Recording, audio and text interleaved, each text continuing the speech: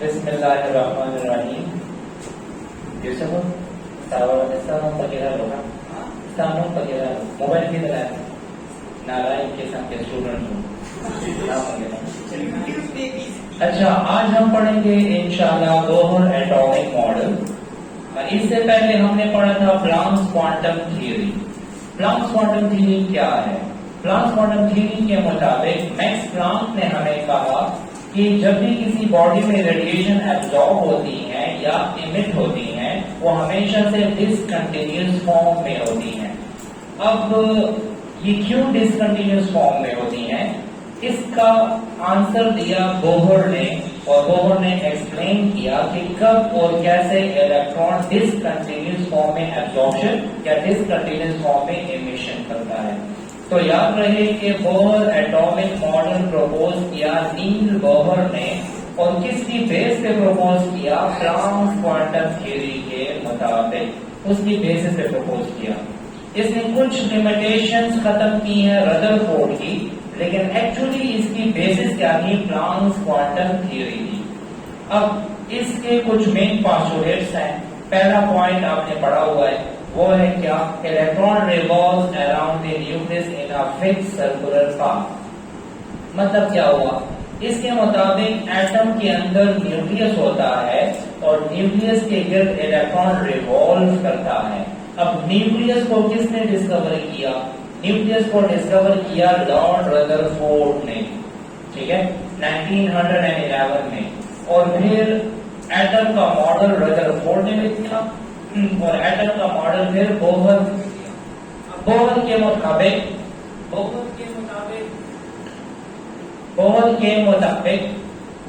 Atom के अंदर जो इलेक्ट्रॉन है वो न्यूक्लियस के गिर्द फिक्स सर्कुलर पाथ में रिवॉल्व करता है. लेट्स सपोज हमारे पास एक एटम है और उसमें न्यूक्लियस के गिर्द इलेक्ट्रॉन ऐसे रिवॉल्व करता है.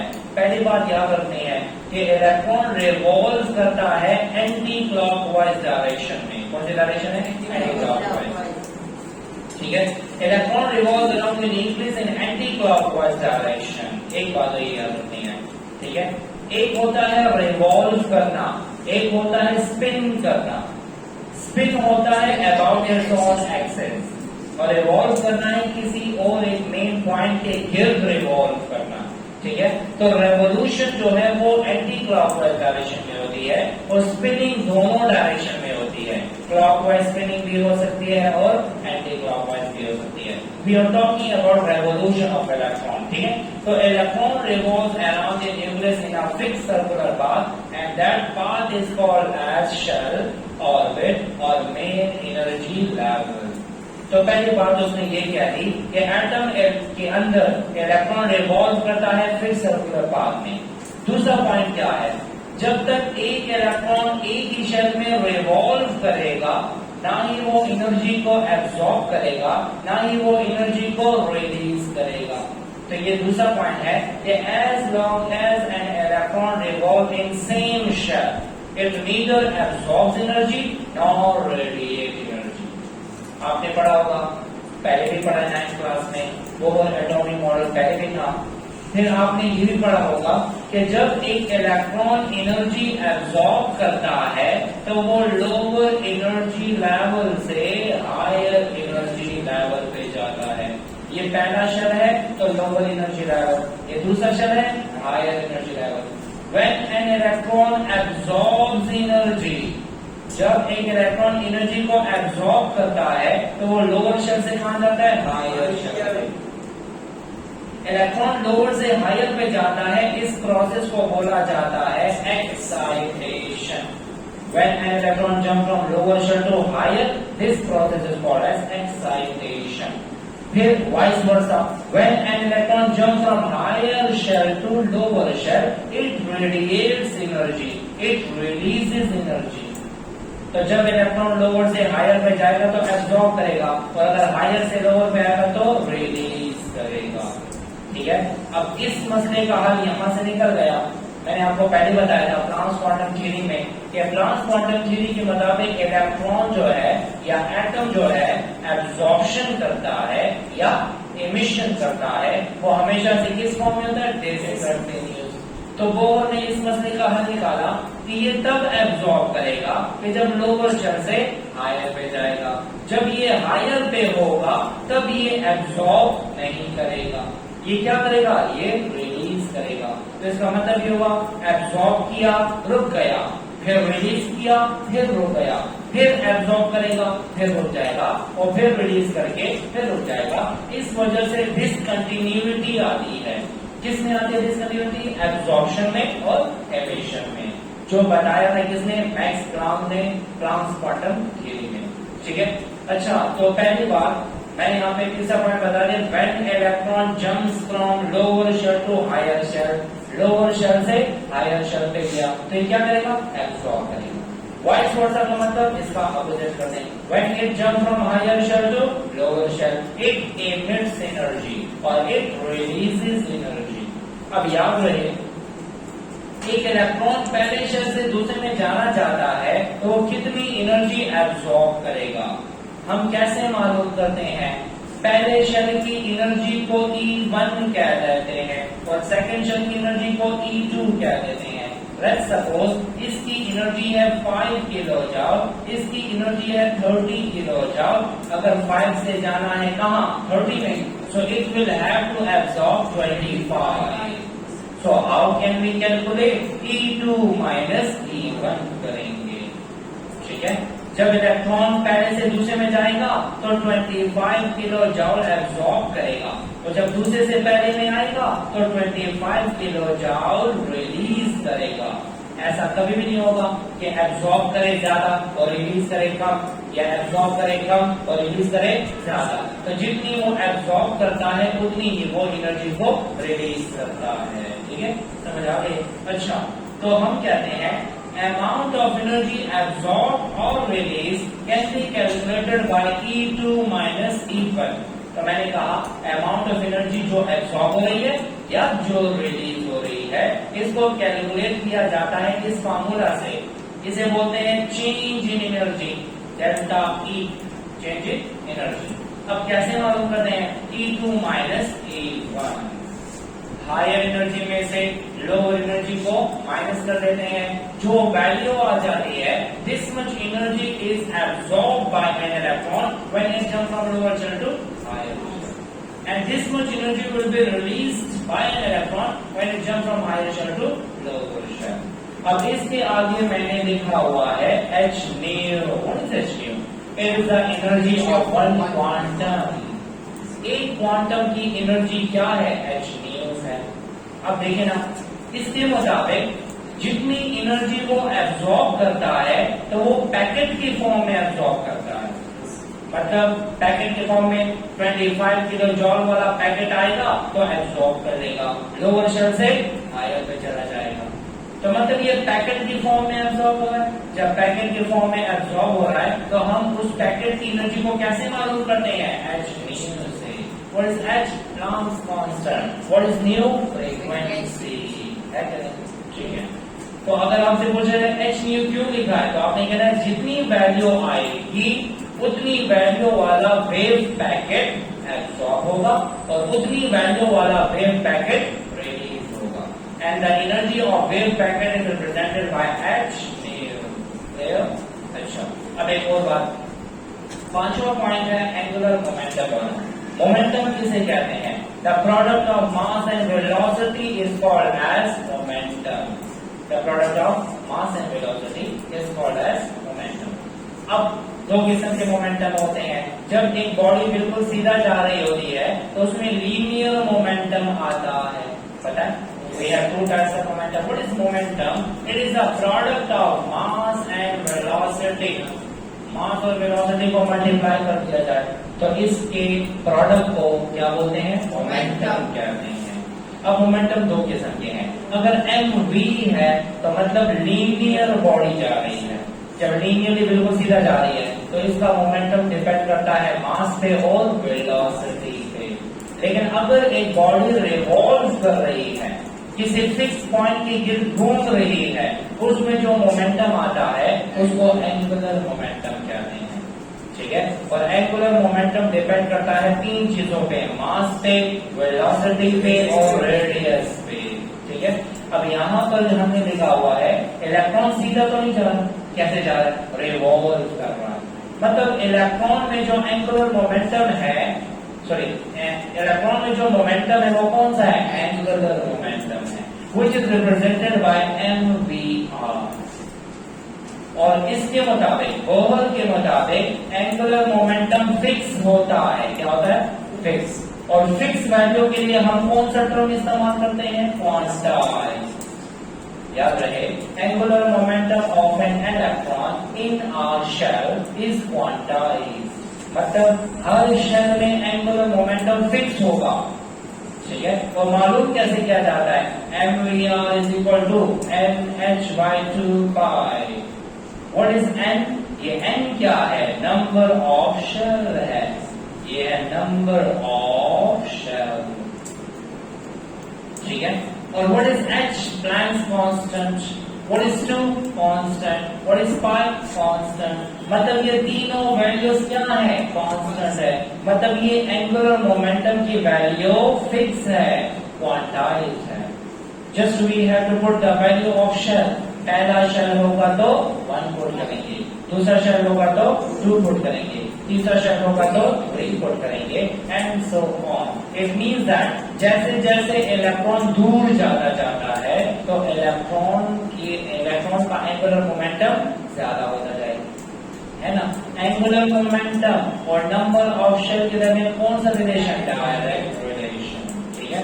अगर आपको एमसीक्यू में पूछा जाए कि angular momentum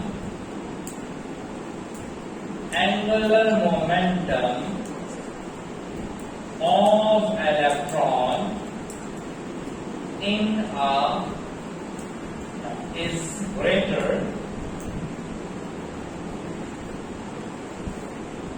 in dash shell A, first B, second C, third and D, fourth। तो कौन से वाले शेल में एंगुलर मोमेंटम ज्यादा होगा, फोर्थ में, क्योंकि जैसे जैसे n की वैल्यू ज्यादा होती है एंगुलर मोमेंटम भी ज्यादा होता है। मतलब mvr is directly proportional to n। Number of shell increases, angular momentum also increases। Applications of Bohr atomic model। हमने बोहर एटॉमिक मॉडल के मेन पोस्टुलेट्स पढ़ लिए हैं। अब हम आते हैं बोहर एटॉमिक मॉडल की एप्लीकेशंस की तरफ। बोहर एटॉमिक मॉडल की दो एप्लीकेशंस हैं। पहली वाली, we can find out radius of hydrogen atom and we can find out energy of electron. इसका मतलब क्या, लेट्स सपोज कि हमारे पास हाइड्रोजन एटम है और हाइड्रोजन एटम का पहला शेल है। अगर हमें कोई कहे कि हाइड्रोजन एटम के न्यूक्लियस से लेके पहले शेल तक का डिस्टेंस कितना है, तो जो सेंटर से बाउंड्री तक का डिस्टेंस होता है उसको रेडियस कहा जाता है, ठीक है।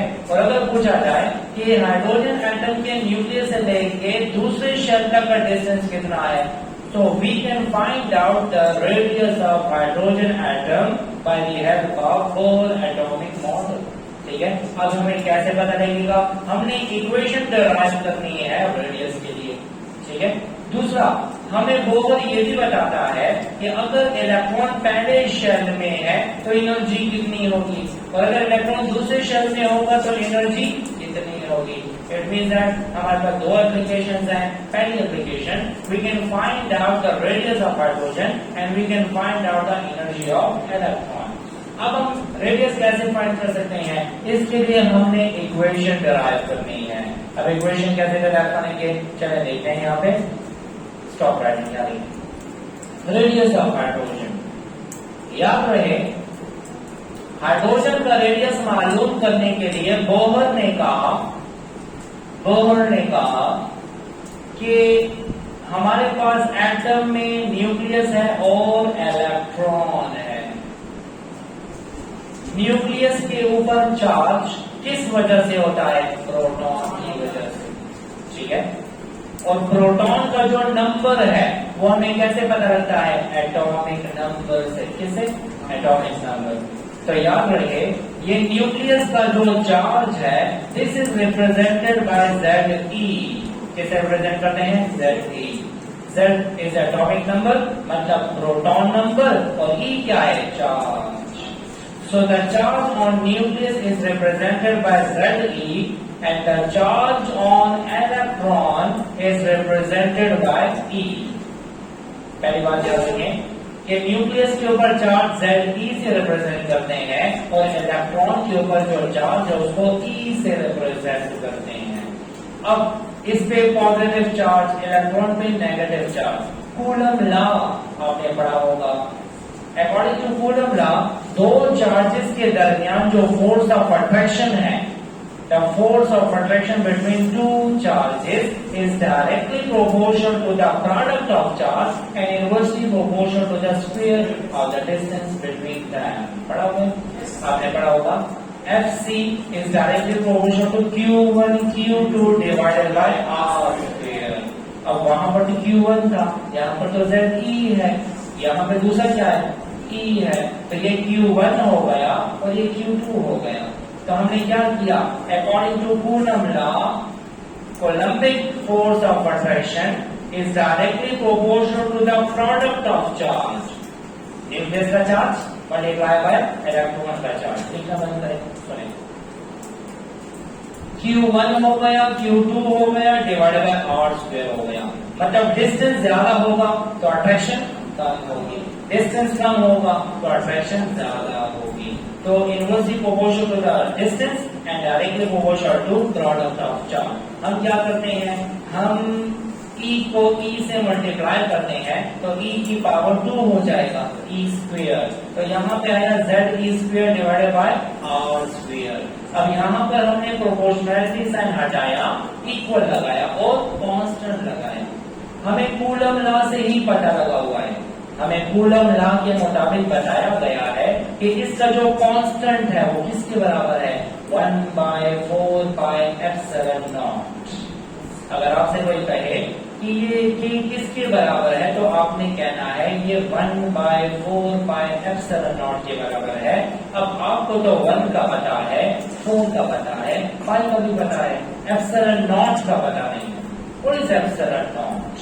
ε0 को बोला जाता है वैक्यूम परमिटिविटी। क्या बोलते हैं? Vacuum permittivity. इसका क्या मतलब?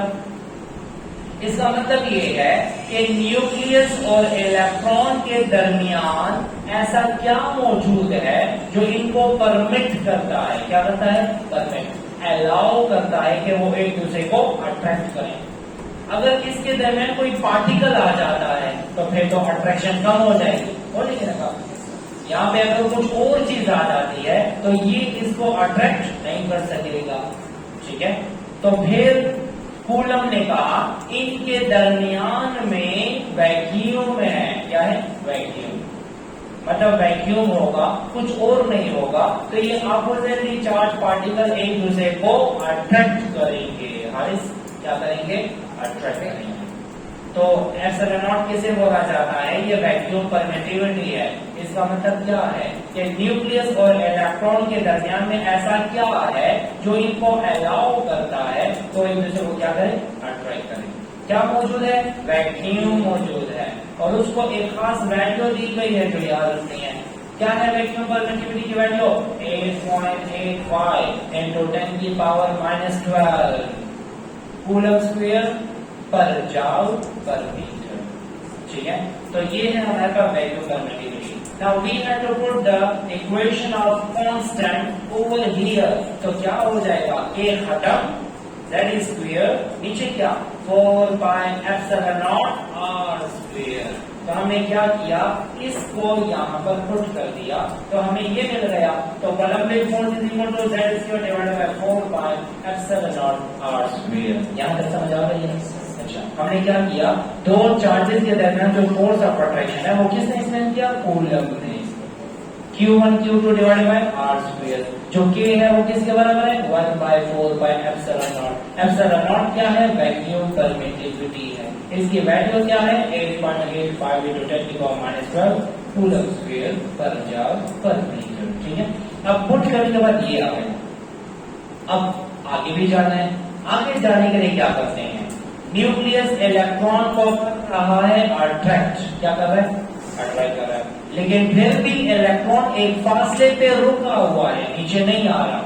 क्यों नहीं आ रहा, क्यों नहीं आ रहा, क्योंकि नहीं वैक्यूम नहीं है, वैक्यूम की वजह से तो अट्रैक्शन है, अट्रैक्शन है तो इनको करीब आ जाना चाहिए और करीब आके अटैच हो जाना चाहिए, लेकिन ऐसा नहीं होता, एक खास डिस्टेंस पे है।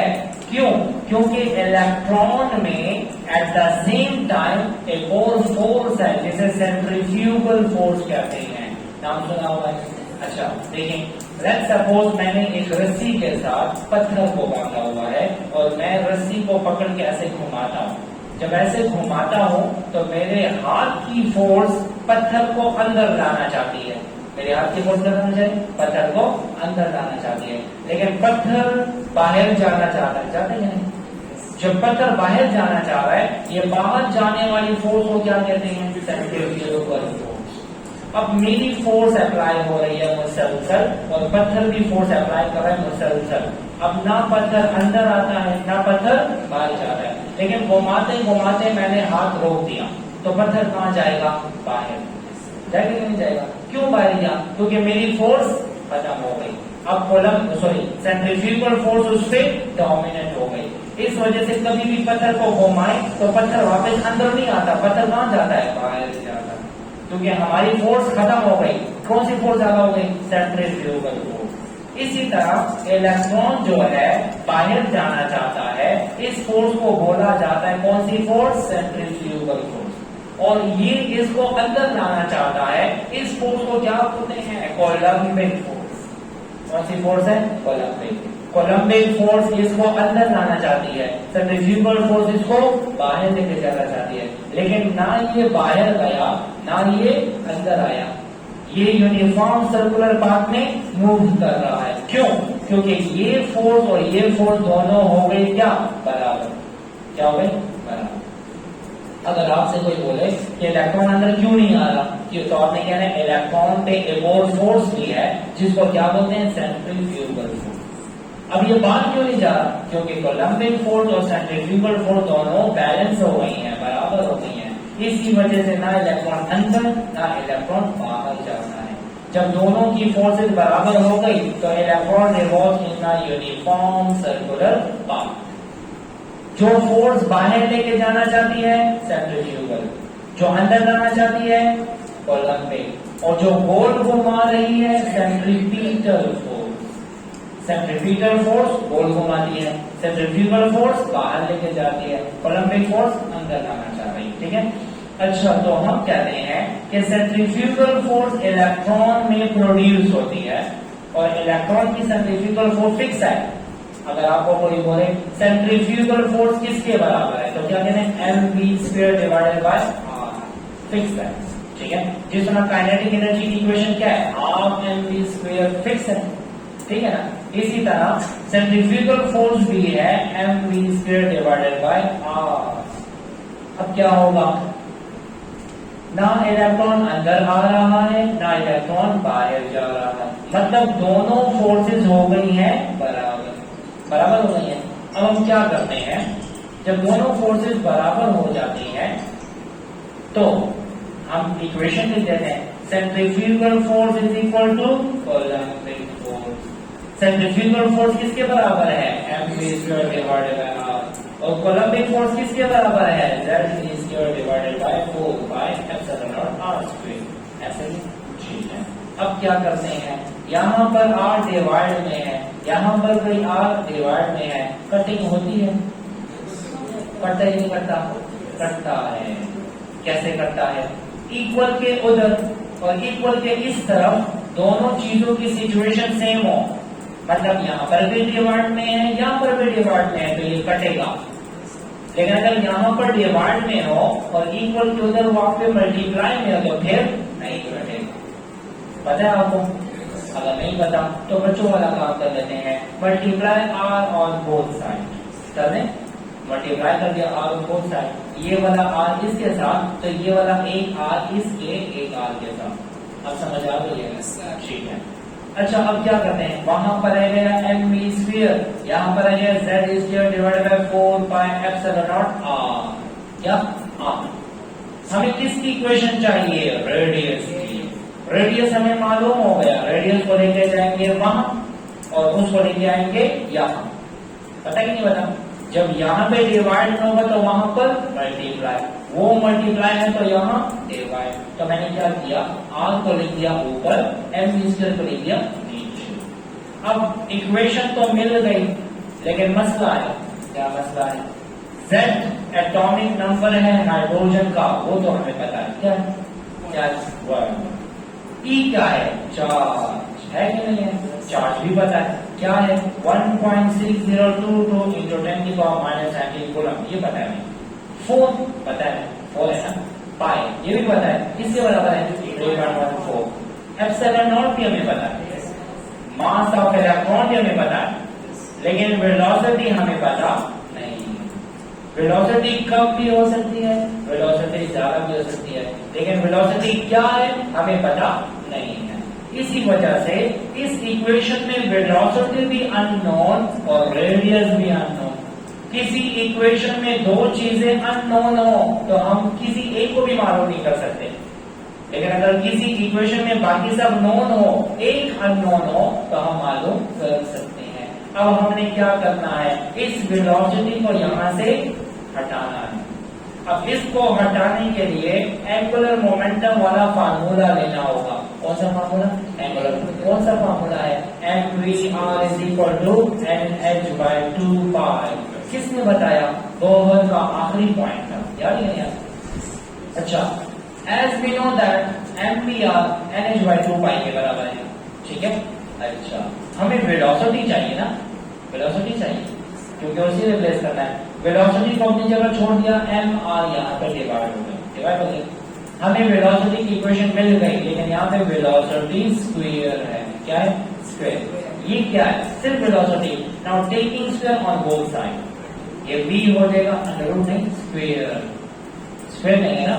अच्छा, इसका स्क्वायर लिया तो v स्क्वायर हो गया, n स्क्वायर h स्क्वायर, 2 का स्क्वायर क्या होता है, 4, pi square n square r square हो गया, ठीक है।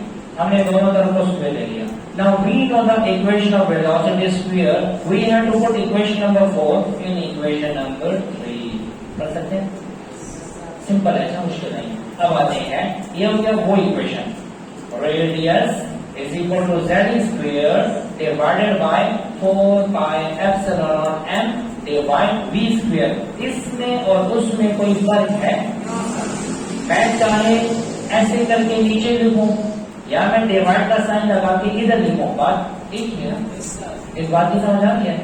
अच्छा, इसका मतलब क्या है, z square divided bye v square है, ये क्या है, z square divided bye v square है, तो दोनों का मतलब क्या है, सेम है। अब क्या करते हैं, वेलोसिटी स्क्वायर को यहाँ पे पुट करते हैं, इसको इधर पुट कर दिया तो हो गया n square h square divide by 4 pi square n square.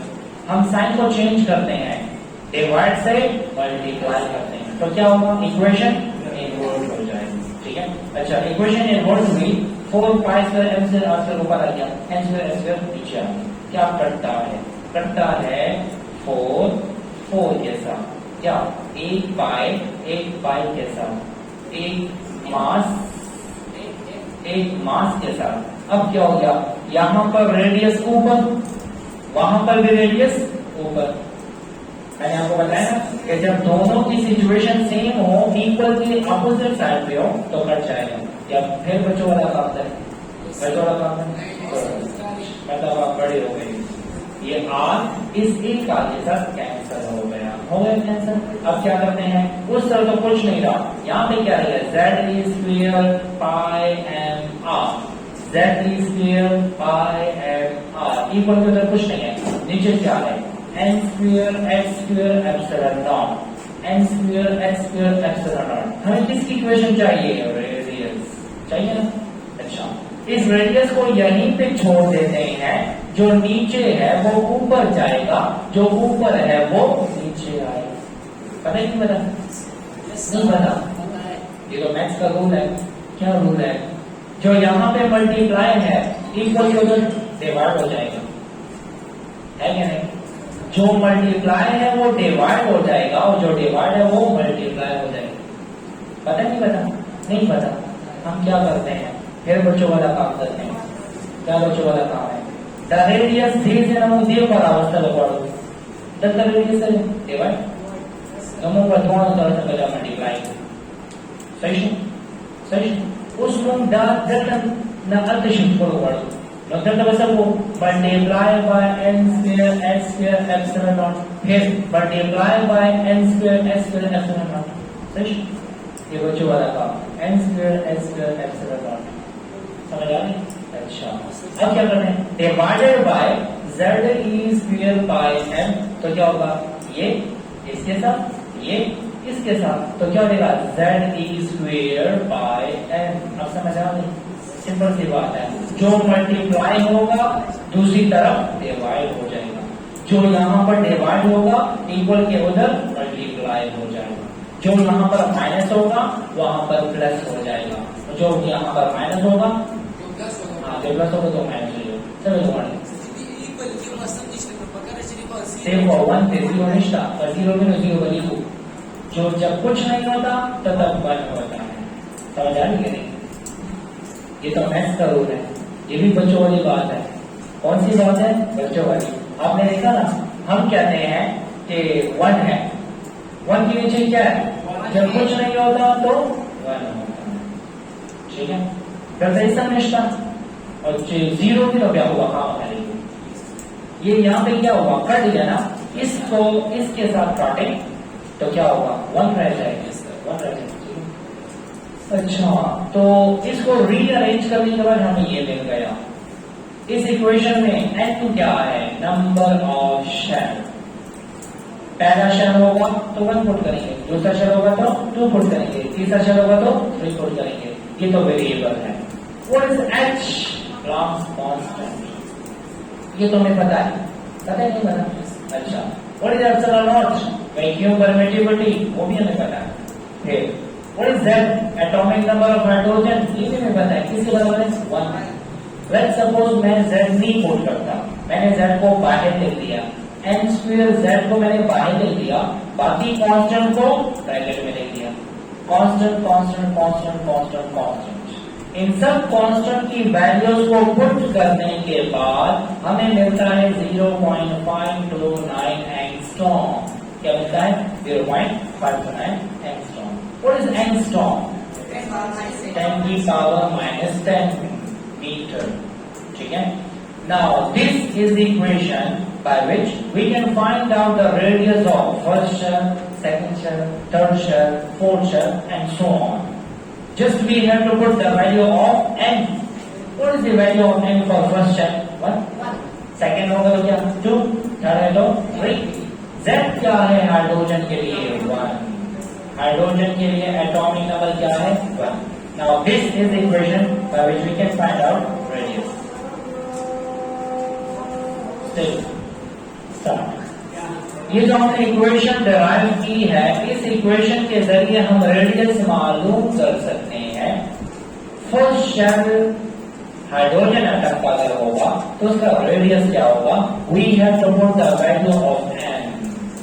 हम कहते हैं फर्स्ट शेल के लिए n की वैल्यू 1 है, n की वैल्यू 1, तो R1 n square divided by z multiplied by 0.529 angstrom. इस फार्मूला में n की जगह पुट करेंगे 1 और z की जगह पुट करेंगे 1, ठीक है? तो ये हो जाएगा R1 इज इक्वल टू 1 का square divided by 1 multiplied by 0.529 angstrom. इसका मतलब ये हुआ कि हाइड्रोजन एटम के न्यूक्लियस से लेकर पहले शेल तक का डिस्टेंस कितना है? 0.529 angstrom. This is the radius of first shell of hydrogen atom, ठीक है? अब दूसरा शेल देखते हैं, हम क्या पुट करेंगे? 2 फॉर सेकेंड शेल। ये हो जाएगा R2 2 की power 2 divided by 1 is multiplied by 0.5299 angstrom. अच्छा, 2 2 4, 4 मल्टीप्लाई बाय 0.529 इससे आता है 2.12 एंगस्ट्रॉम। इसका मतलब ये हुआ न्यूक्लियस से लेके दूसरे शेल तक का जो डिस्टेंस है वो कितना है, 2.12 एंगस्ट्रॉम। मतलब पहले शेल का रेडियस कम और दूसरे शेल का रेडियस ज्यादा है। ठीक है, अब आते हैं तीसरी शेल की तरफ।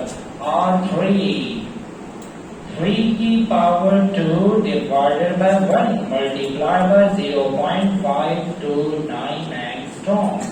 3 3 9, 9 मल्टीप्लाई बाय ये कर देंगे so we get 4.76 एंगस्ट्रॉम, और भी ज्यादा हो गया। Fourth shell R4 4 square divided by 1 multiplied by 0.529 angstrom, इसे आता है 8.46 एंगस्ट्रॉम। इसका मतलब यह हुआ as electron moves away from the nucleus radii increases। ठीक है, तो हम कहते हैं कि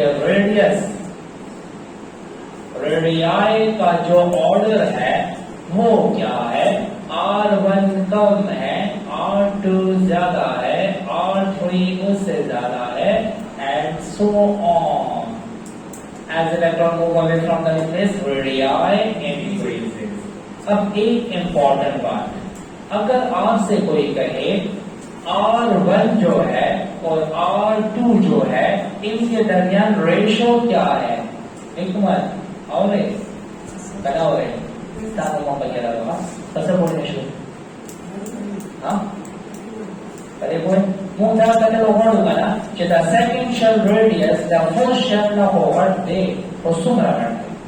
हम ये देखना चाहते हैं कि सेकंड शेल का रेडियस कितना बड़ा है, तो इस राज तो बताओ और कितना बड़ा है, रेशो बताओ कैसे नहीं।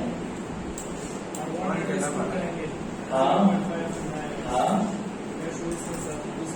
अच्छा बात ऐसी है, पहले शेल का रेडियस कितना है और अगर दूसरे शेल का मालूम करते हैं तो हमने इसके साथ 4 मल्टीप्लाई किया है। क्या मल्टीप्लाई किया, मतलब पहले शेल का रेडियस और दूसरे शेल के रेडियस में रेशो क्या है, 1:4। क्या है, 1:4। दादा पहले शेल रेडियस नहीं करा सही शो, और जब द ट्विन शेल रेडियस मानो तो मूव फॉरवर्ड 2 स्क्वायर मल्टीप्लाई करो। 2 स्क्वायर का मतलब क्या है, 4। मतलब ये होगा कि दूसरे शेल का रेडियस 4 गुना बड़ा है पहले शेल के रेडियस से, तो रेशो क्या होगा, 1:4। 1:4। ठीक है, the radius of second shell is 4 times greater than the radius of first shell। ठीक है, फिर अगर आपको कोई कहे पहले शेल और तीसरे के दरमियान का रेशो है 9, इसका मतलब ये हुआ पहले शेल के रेडियस के साथ हमने 9 मल्टीप्लाई किया है, तो 1:9 होगा। तो अगर आपको कोई कहे what is the ratio between R1 and R3, तो आपने कहा 1:9 है। तीसरे शेल का रेडियस पहले शेल के रेडियस से 9 टाइम ग्रेटर है, या पहले शेल का रेडियस तीसरे शेल के रेडियस से 9 गुना कम है। समझ आए, पहले और चौथे के दरमियान का रिलेशन है 1:16। ठीक है, R1 रेशियो R4 1:16। समझ आ रही बात की, अक्सर एमसीक्यू में ऐसा है, क्लियर हो गया। अब इसके बाद हमें तो पता लग गया कि न्यूक्लियस से दूर जाते हैं तो रेडियस ज्यादा होता जाता है। What about the difference of radius, difference of radius का मतलब क्या है, हम देखना चाहते हैं कि ये R1 है, ये R2 है, तो R2 माइनस R1 पहले और दूसरे शेल के दरमियान डिस्टेंस कितना है, दूसरे और तीसरे शेल के दरमियान डिस्टेंस कितना है, और तीसरे और चौथे शेल के दरमियान डिस्टेंस कितना है। तो हम कैसे मालूम करते हैं डिफरेंस, क्या करते हैं R2 minus R1, R3 minus R2, R4 minus R3। इससे हमें क्या मिलेगा, दो शेल्स के दरमियान डिस्टेंस, दो शेल्स के दरमियान डिस्टेंस। तो इसे बोला जाता है डिफरेंस ऑफ रेडियस, इसे बोला जाता है difference of radius, difference of radius. अगर आपको कोई कहे कि डेल्टा R1 मालूम करें तो आप कहेंगे R2 माइनस R1 करना होगा। फिर अगर आपको कोई कहे डेल्टा R2 मालूम करें तो R3 माइनस R2 करना होगा। और फिर कोई कहे तीसरा डिफरेंस मालूम करें तो R4 माइनस R3 करना होगा। पुट करके देखते हैं क्या है। R2 कितना है 2.12 और R1 कितना है 0.529, इससे आता है 1.591 एंगस्ट्रॉम। इसका मतलब ये हुआ पहले शेल से लेकर दूसरे शेल तक का डिस्टेंस कितना है 1.591 एंगस्ट्रॉम। ठीक है, अब दूसरा देखते हैं। R3 कितना है 4.76 माइनस R2 कितना है 2.12, इससे आता है 2.64 एंगस्ट्रॉम। इसका मतलब ये हुआ कि पहले और दूसरे शेल के दरमियान डिस्टेंस कम और दूसरे और तीसरे के दरमियान डिस्टेंस ज्यादा है। ठीक है, पहला डिफरेंस कम तो दूसरा डिफरेंस ज्यादा है। अब तीसरा डिफरेंस चेक करते हैं। R4 किसके बराबर है 8.46 और R3 4.76, इससे आता है 3.7 एंगस्ट्रॉम। तो हमने क्या कंक्लूड करना है कि जैसे जैसे न्यूक्लियस से दूर जाते हैं रेडियस तो ज्यादा होता है, डिफरेंस ऑफ रेडियस भी ज्यादा होगा। मतलब पहले दूसरे शेल के दरमियान डिस्टेंस कम, दूसरे तीसरे दरमियान ज्यादा, तीसरे चौथे के दरमियान और ज्यादा, एंड सो ऑन। ठीक है, वैसे फॉर्मेशन डब्ल्यू होगा बात हो रहा था पोजीशन। ठीक है, मोबाइल मिशन ज्यादा मोबाइल रोबिन मिशन यो मेरा था एका मिशन 300% का मेरा मोबाइल। अच्छा, ऑर्डर क्या है, डेल्टा R1 कम होता है, डेल्टा R2 ज्यादा होता है, डेल्टा R3 उससे ज्यादा होता है, एंड सो ऑन। ठीक है, तो जैसे जैसे न्यूक्लियस से दूर जाते हैं रेडियस भी ज्यादा और डिफरेंस ऑफ रेडियाई भी ज्यादा होता जाता है। ये है बोहर एटॉमिक मॉडल के पोस्टुलेट्स और बोहर एटॉमिक मॉडल का पहले एप्लीकेशन। तो लाइक करें, शेयर करें, सब्सक्राइब करें, बेल आइकन दबाना, हाँ कमेंट करना मत भूलना।